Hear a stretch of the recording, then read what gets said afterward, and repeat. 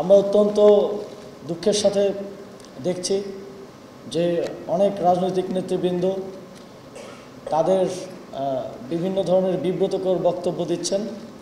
আমরা আহ্বান জানাবো, জুলাই গণঅভ্যুত্থানের পরে বাংলাদেশের জনগণ সকল ক্ষেত্রে ইতিবাচক পরিবর্তন দেখতে চায়।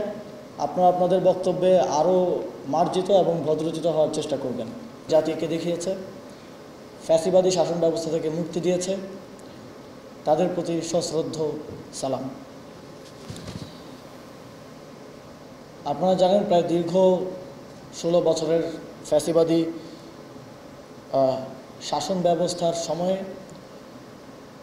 বাংলাদেশের প্রতিটি প্রতিষ্ঠানকে স্থানীয় সরকার বিভাগ সহ স্থানীয় সরকার বিভাগের বিভিন্ন দপ্তর সহ দুর্নীতি এবং ফ্যাসিবাদের করাল থাবায় নষ্ট করা হয়েছে। অন্তর্বর্তীকালীন সরকার দায়িত্ব নেওয়ার পর থেকে সেই দুর্নীতির যে দীর্ঘ প্র্যাকটিস তার সাথে যুদ্ধ করে যাচ্ছে। একই সাথে এই প্রতিষ্ঠানগুলোকে কার্যকর এবং জনসেবায় অগ্রগামী করার লক্ষ্যে সংস্কার কমিশন গঠন করা হয়েছে। সংস্কার কমিশন তাদের রিপোর্ট দিচ্ছেন এবং অন্তর্বর্তীকালীন সরকার স্থানীয় সরকার সংস্কার কমিশনের যেই প্রস্তাবনাগুলো আছে সেগুলো বাস্তবায়নে কাজ করবে।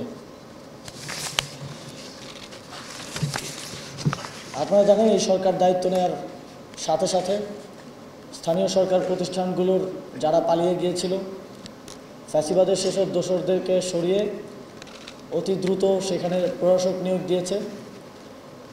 দেশ জুড়ে তোলপাড় ওয়ালটন ফ্রিজ কিনে আপনিও হয়ে যেতে পারেন মিলেনিয়ার।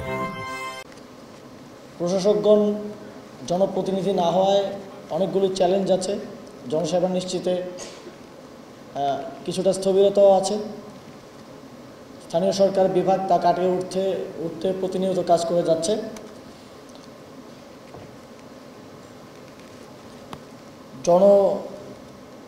জনগণের সেবা নিশ্চিত করাই স্থানীয় সরকার বিভাগের অন্যতম প্রধান লক্ষ্য।